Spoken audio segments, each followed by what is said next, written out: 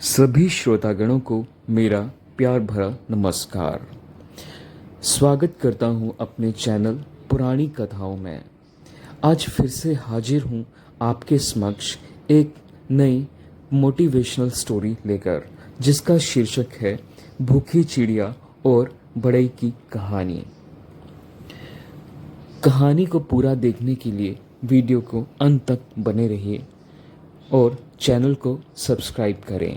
इसके साथ ही वीडियो को अवश्य ही शेयर कीजिएगा, साथ ही साथ बेल आइकन को प्रेस करना ना भूलिएगा। चलिए कहानी को विस्तार से सुनते हैं। एक दिन की बात है, जंगल में रहने वाली एक भूखी चिड़िया भोजन की तलाश में निकली। उड़ते उड़ते वह एक खेत में पहुंची। वहां से चावल का दाना चोंच में दबाकर वह अपने घोंसले में लौटने लगी। जंगल दूर था। रास्ते में आराम करने के लिए वह एक लकड़ी के खूंटे पर बैठ गई। अचानक उसके मुंह से चावल का दाना गिरकर लकड़ी के खूंटे के छोटे से छेद में घुस गया। छेद से चावल निकालना चिड़िया के बस की बात नहीं थी। वह परेशान हो गई और सोचने लगी, क्या करें। कुछ देर सोचने के बाद उसने सोचा कि क्यों न बड़ई से सहायता ली जाए। वह अपनी कुल्हाड़ी से लकड़ी के खूंटे को चीर देगा तो उसका चावल का दाना उसे मिल जाएगा।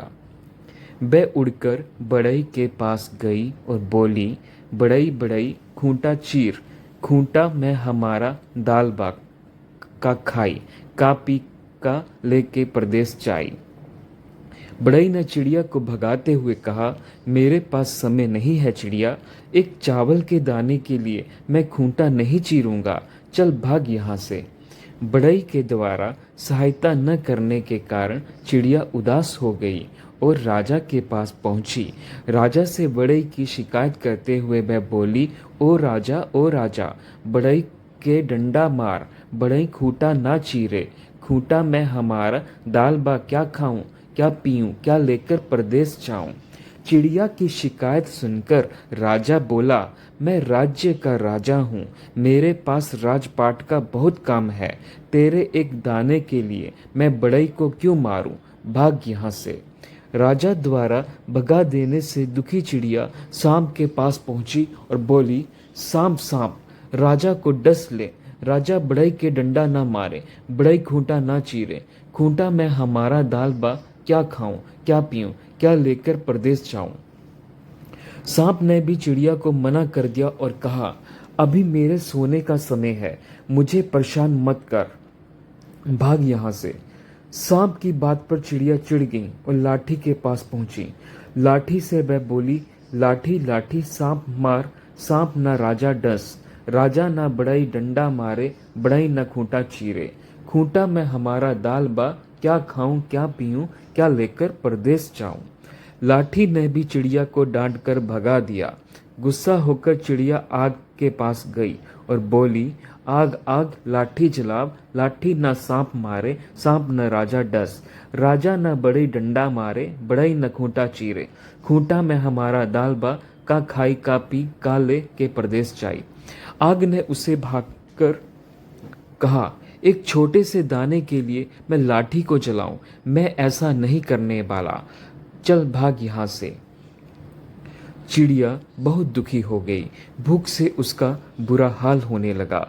उसे लगने लगा कि शायद आज वह भूखी ही रह जाएगी। उड़ते उड़ते वह नदी के पास लगे पेड़ के पास पहुंची और एक डाली पर बैठकर रोने लगी।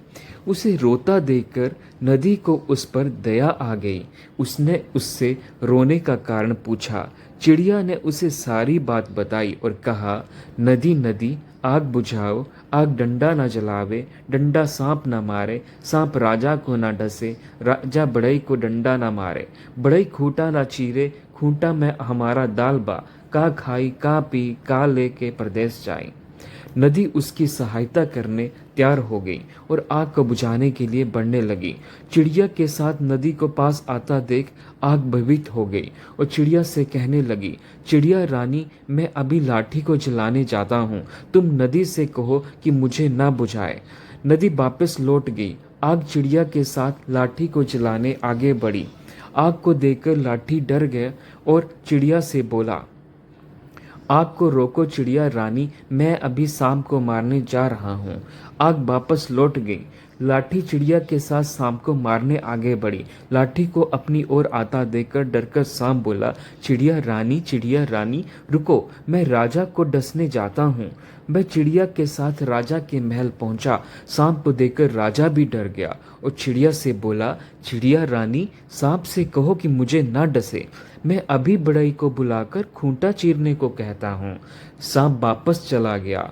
राजा ने बढ़ई को बुलवाया और लकड़ी का खूंटा चीरकर चावल का दाना निकलने को कहा।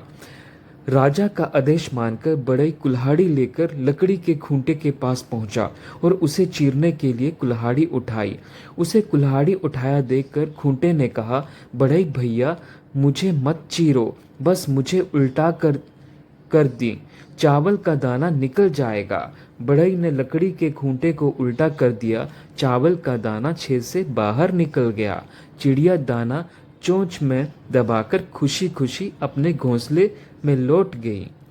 तो दोस्तों, इस कहानी से हम सीखते हैं, अगर जिद पर अड़ जाएं तो कोई काम मुश्किल नहीं होता और हिम्मत बिना हारे प्रयास करते रहने से सफलता अवश्य ही कदम चूमती है। इसी के साथ ही कहानी समाप्त होती है। उम्मीद करता हूँ कि मेरी वीडियो आपको पसंद आएगी।